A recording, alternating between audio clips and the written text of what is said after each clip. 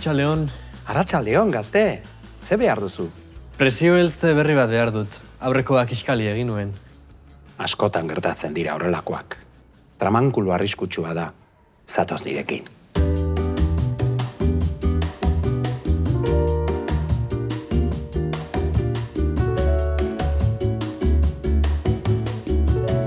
Ia, hauxe lehenbizikoa.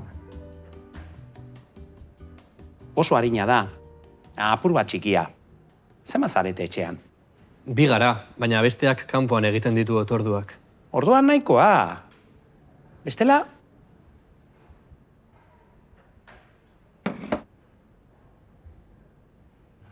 Hemen bigarrena.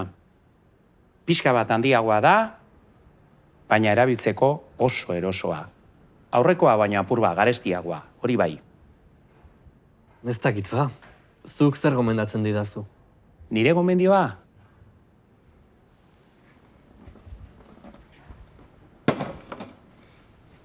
Ez erosi presio heltze bat. Nola? Esan, janaria prestatzea gustuko duzu? Tira, ikasten ari naiz pixkanaka. Ba hori da arrazoia. Sukaldean gozatu nahi baduzu.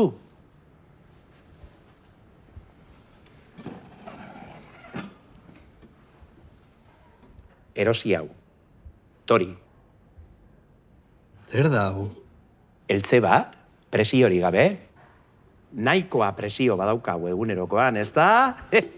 Bai. Ba erosi heltze hau.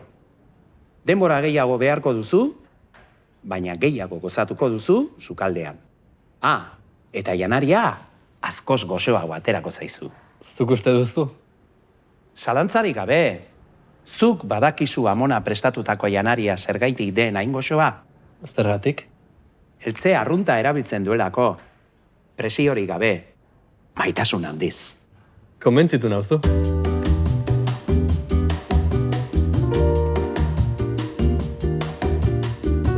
Horrela, justu. Mila esker. Ikusiko duzu, ze dilista goxoak egingo dituzun honekin. Ea, ala den. Mila esker. Zuri gazte, beste bat arte.